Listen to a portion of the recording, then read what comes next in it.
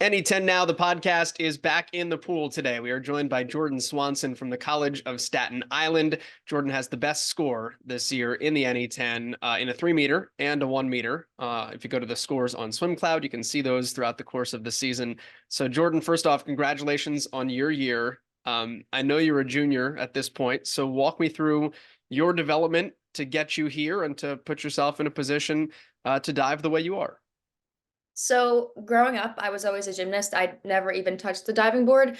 So after I graduated high school, I went to the College of Staten Island and someone reached out to me from the swim team and said, "Hey, would you like to join our team? Like, I know you could do some flips, like, and that might be cool."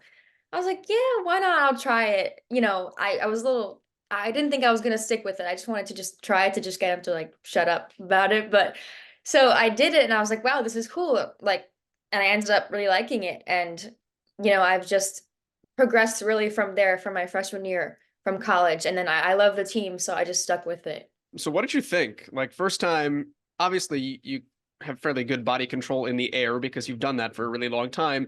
But in gymnastics, you hit a giant resi of foam. If you hit the ground in the pool, it's a much different vibe. Tell me about the first time you hit the water and what it's like to dive versus be a gymnast. So in gymnastics, you're obviously used to landing on your feet, not really the total opposite way. So I definitely took a lot of adjusting to try to get comfortable landing the opposite direction of what I was taught. Also, I feel like it's way less nerve-wracking because at the end of the day, if you smack the water, it burns for 10 seconds, whereas like gymnastics, you could actually hurt yourself. So like that's kind of, a benefit there. But yeah, I've noticed me and my coaches a lot of the times we're noticing habits from gymnastics coming onto the diving board. So like sometimes we had to work a little bit more to try to like flip that around because not that they're bad habits, but it's not really correct diving technique. But yeah, so that was really the hump that I had to get over, trying to break those habits of gymnastics. When did you go from I'm gonna give this a shot so I can get my friends to stop bugging me to Okay. I could actually be really good at this? Um, Honestly, like the minute I kind of like jumped off the board, really, like it just felt like I was jumping off of a trampoline into like the foam pit, basically, except I'm just landing in water. So the minute I kind of tried it, I was like, I could actually be kind of good at this. So I just kept going. Honestly, really the first week of practices, I was like, I'm actually impressed with myself. Let's keep going, instead of just saying, okay, I tried it, goodbye. It's like that.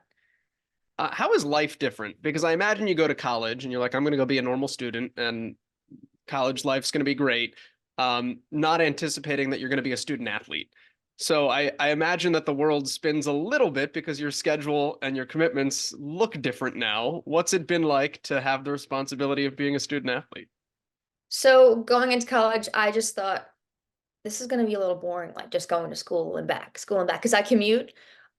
So actually, I'm very grateful that I kind of have something because I'm not saying that it buys time, but it's good to have another, activity You to feel do. involved. Right, right, right. And yeah, I'm definitely more involved in at the College of Staten Island. Being a part of a team helps with that, of course. And I feel like as a diver, it's very the practices are way more lenient than the swimmers. Like I'm almost glad that I'm not a swimmer. Like I don't very, very rough training hours. Like kudos to them. But diving, I think, is the perfect balance for me between schoolwork, training, and then, doing some like extracurricular activities back at home.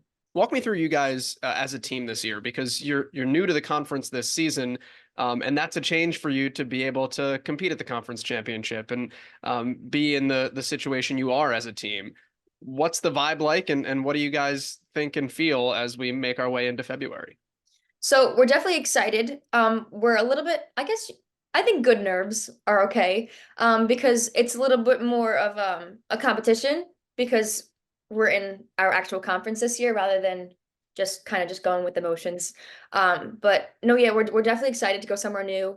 We don't have to drive just 20 minutes over the bridge now. We're traveling as a team, and I think that'll help um our team camaraderie, the bus rides, the hotel. Not only like it'll help our like performance, but like just team bonding as a whole. So we're excited for it. What do you think it'll feel like to walk out on the pool deck at a conference championship? Um, Surreal. Really, I can't really explain it until I'm there, you know? So yeah, I'm not really sure, but I think we're very excited and our coaches are very proud of us for, you know, training this far into it. That's obviously one of the things that's upcoming, but from your dives this season, you also have NCAA qualifying scores. How crazy is that in your mind? Like going back to like my freshman year, I was like, I would have never thought, you know, like who would have thought I would have, you know, done this? Because I initially looked at this as like a hobby, like an extra thing to do, like to not be bored. And now I ended up loving it. So like I could say like I'm really proud of myself. I'm a little nervous because, you know, I'm definitely I've definitely never done anything like this before, but I think I'm mostly just grateful to just be able to compete in it. Regardless of my performance, I'm, you know, excited just to be there. Let's talk about hobbies though, because outside of the pool, I have seen a picture of a pair of Nikes that was painted like Cookie Monster. Uh, Yeah. Tell me about your affinity for being an artist on various articles of clothing. So, it started during when COVID hit, you know, when we were home just doing nothing. And I've always liked to just doodle and paint and draw. And then, my grandfather actually has a business. He does like woodwork and he paints wood and he sells lawn ornaments. So I think I got my artistic ability from him. So I remember my friend saw a TikTok video and sent it to me and said, "Do you think you could paint my sneakers?" I was like, "Why would you want me to ruin your perfectly white pair of sneakers?" And she was like, "It's fine, like just try it." And I tried it and I was like, "I'm pretty good at this." So then I, you know, I took a picture. She's like, "You should make, you know, like an Instagram account, like make a hobby out of this." You know, I'm like, I don't really think anyone else would want me to ruin their perfectly white pair of sneakers, but it turns out a lot of people, you know, wanted that. And then, you know, a lot of practice came with it. You know, if I were to go back to like 2020 when I first started to now, I could definitely see an improvement, you know, because I wasn't painting Cookie Monster things on my friend's sneakers, like just like little hearts and flowers. So yeah, I definitely grew with that hobby. I didn't think it would stick this far, but yeah, I'm happy it did. Do you have a favorite pair of shoes that you've defaced? Um, Honestly, I think the Cookie Monster sneakers tops it so far because I'm not sure if you could see in the video, like I'm cutting the Nike check out of the shoe, so I've never experimented with actually cutting the leather and it actually turned out great. So I think that is like my proudest pair so far. That's awesome. Thank you.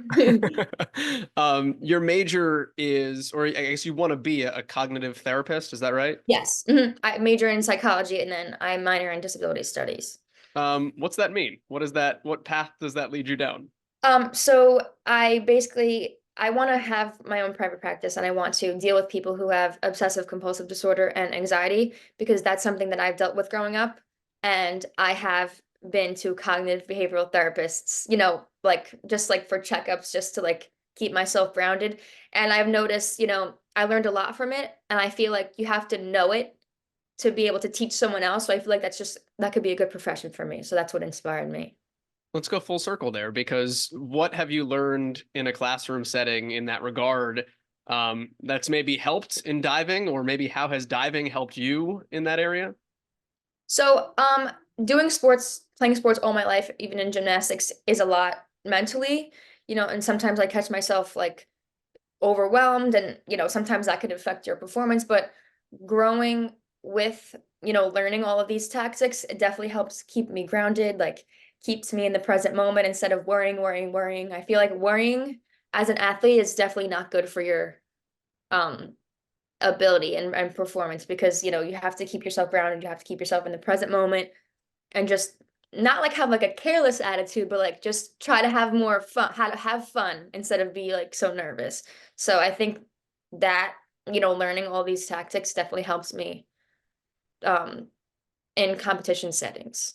Yeah, you're focused, but it's just a dive, and then there's always another Yes, I'm just doing some flips in the pool basically. just some flips in the pool. Yeah. Uh, do you have a favorite thing to do off the diving board? um So I'm very good at twisting. I twist fast because of my gymnastics background. I was always a fast twister. So I guess you could say my favorite category is twisters. Yeah. That's fair. Yeah, that's fair enough. Is there anything in your back pocket that you're excited to pull out here as we get toward the peak moments of the season? Um, so I've been working on getting like a full 2.5 list off of 3 meter. There were some struggles, a lot of slaps, a lot of belly flops, but I think I'm just gonna put it all on the table at NE10s and just see what happens. Because at the end of the day, I don't want to look back and say like I should have done that dive. Like why not just try it? Like who cares if like at least I tried. Jordan, congratulations on the success to this point. Excited to see what happens as you get toward championship season, and Thank best of you. luck the rest of the year. Thank you. I appreciate that.